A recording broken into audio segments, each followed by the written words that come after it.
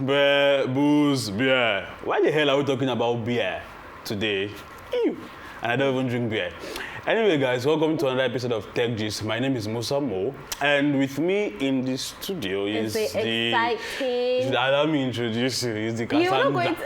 I knew you were not going to introduce me very well. All right. The excited EJ is up on your screen, aka Cassandra. God bless you.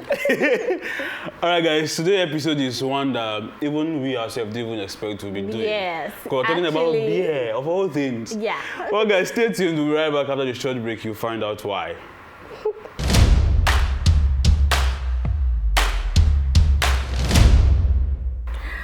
Welcome back, guys. Yes, like Musa said, we actually didn't plan this. So we're just surfing through the internet, and then we just bumped into scientists making this particular type of beer. We're like, we're cool cheese, you know? Okay, we should even talk about it, and then after this show, go for a drink. Yeah. How about... I don't even drink it. This is the researchers at the National University of Singapore, NUS, actually created a product for people who love beer and worry about their gut probiotics. So a sour beer loaded with Lactobacillus paracasei L26 was invented into the beer. So it's now called a probiotics beer, and it's the first of its kind, actually. Yeah, and first of its kind, I must say. So they are like probiotics are like bacteria, living microorganisms that actually help the body system. Now they can be found in our body, or yes. Now there are actually bacteria that do help aid digestion, help our body system, and like this lactobacillus, it does do that kind of thing to our system, and they've invented it into the beer. But there are also other types of bacteria, because I'm sure that when you hear you have a disease and it's a bacteria infected kind of disease, you know, it kills, some of them kills. No, bacteria does not kill, viruses kill. Yeah. So some of them, they're harmful, like the one I had, a sore throat. And it almost killed me. I mean, it almost killed me. But that's the type of bacteria that is totally not good. But there are some in our mouth that helps us fight viruses and also bacteria as well. So today we are talking about probiotic beer. So before we even dive down the whole, give you the full gist, let me just give you how it all started. Like she said, it was invented. But it started in the year 2017, invented by Shan Mei Xing. Yeah, a fourth-year student from the Food Science and Technology program. So she and her professor put heads together and created this probiotic beer, but it wasn't able to fly in 2017 until 2022. And according to our sources, they have actually been looking for funding and companies to back them up and help bring this probiotic beer to life. And their prayers were answered, literally. I don't know how it happened, but of recently, a company in Singapore, a startup, Probiotic and Origin Ventures, partnered with Singapore's longest running craft brewery. It's called Brewworks. So they were able to launch the first probiotic beer. So I don't even know what happened to Shan Mei Xing and her professor. I don't know if they paid them off or they are still part of the whole process of research. I doubt it. Well, yes, they might want to pay them because, you know, she's still a fourth-year student and all She was in 2017. Oh, okay. So obviously she's graduated now. She should be a professor. I don't know. But so I think probably she's working with it. I mean, that's why there are some people that don't totally give out the ideas on some things because they want to keep it. But literally, she has to still work on it. I'm sure that the companies right now that are actually big, they were also poached one time to sell their company, but like, no, I believe in this company. So probably it could be sweet and what do they call it, savoring for the taste of money they might want to offer you. But at the long run, that company might die because those guys don't have the idea and the brain work or whatever, the dream and vision that you have for that company. So I just hope that Shan Mei Xing is still on this project. Okay. Yeah. So why they've actually done this? Why they are using probiotics? Like we said earlier on, probiotics, they have many benefits, and they include treating diarrhea, reducing symptoms of irritable bowel syndrome, treating allergies, lowering cholesterol level, and so many others. Like even normalizing blood pressure. Yes. Like, I didn't even know. I won't lie to you guys. I had no idea that bacteria like that. While there are other bacteria found in food, they try to do this for the drink. There are actually currently no beers in the market that contains probiotics. And that's actually their selling point, or that's actually the beautiful thing about it, because if you look at the market currently, there are a lot of beers made by different breweries companies, but all of them are fermented just once, and none of them are being, what do I call, given these probiotics or whatever it is. Yes, for the health benefit of human. Yeah. You know, now, we're not saying the beers in the market currently are all bad.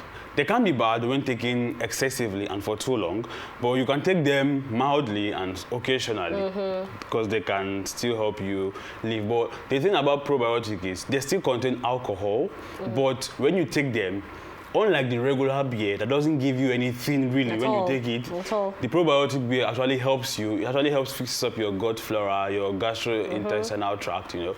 That helps with your digestion. It helps fixes it up, and just like we've mentioned some of the things, it reduces diarrhea, reduces stroke, reduces risk of certain cancer. So basically, you can drink your beer, all right, with your alcohol and still be healthy without having to be obese. Yes, you might get heartbroken. Weight loss. You might get sober, and then just want to say, okay, fine, I'm going to take this beer. At least it got this probiotic. Let me ask you a question. Let me ask you a question. So when you're sober, or maybe when you're... I don't take alcohol. You're heartbroken. Okay, you don't take alcohol. No. Okay. I heal. You heal. With my probiotics in me. With Spotify. Spotify sad playlist. Yeah, so we all have our ways anyways. But this is for beer lovers, people that just people that love drinking beer, that they cannot do without beer. And actually, the company that tries to invest in them, Prohibitions, they believe that the global shift in consumer patterns towards health and the wellness trends, especially low alcohol or low calorie beer, will drive the global probiotic drinks market. And yes, it's something. It's when they hear that this particular beer is going to help your immune system, boost your immune system. Obviously, you want to take it. So yes. Now, what are the differences between probiotic beer and then the normal beer? Even though we were talking about, we already have said them, but we will still emphasize more. So beer consumption in moderation can be good for the health, and however, when you drink in excess, just like I said earlier, get obese, start being a pregnant man. It can have a negative impact. Yeah. But there are some adverse effects of beer, and it interferes with your blood level sugar. Okay, that's if you're taking a normal beer without probiotics. It interferes with your blood sugar level.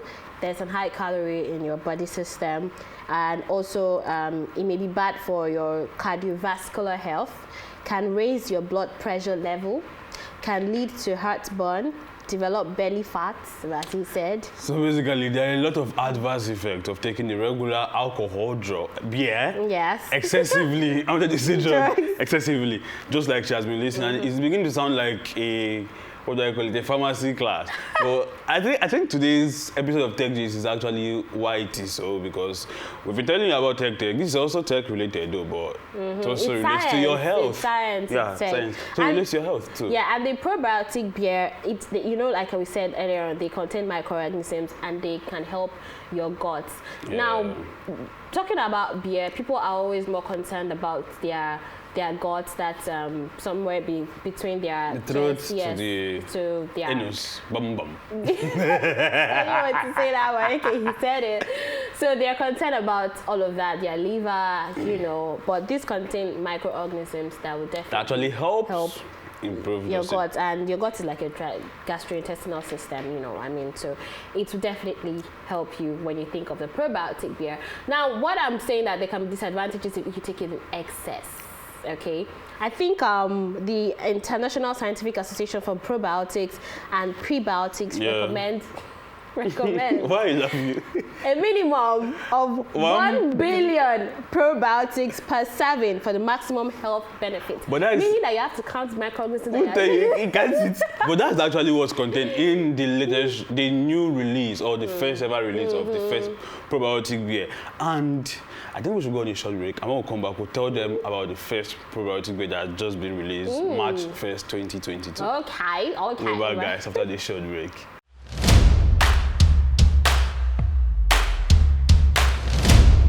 Alright, so welcome back, guys, from that short break. And this is still Tech G's and this is still me. What's my name again? Alright, guys, so before we went for a disappear. Why were you using strange words today? I really do not understand. You did not disappear or go anywhere. Okay, so like too high on bed, probably. No, probably the conversation beer is getting it's you making high. me high. My God. I think I need a probiotic. Alright, so Brewworks, one of Singapore's largest brewery companies, like we said earlier, released Red Billion, a probiotic raspberry sour beer, which is now available. So it was released March 1st, 2022. It's now available in raspberry, and subsequently they'll be releasing other flavors to come along with it. But it's not yet in Nigeria, but soon will be, hopefully. Hopefully. Yeah. But now, the whole point actually depends on the people. It depends on you. Which would you go for? I feel like... do you think it's dependent on us or the brewery companies we have accepting that? Because we don't know their brewing process. So now, what if this happens?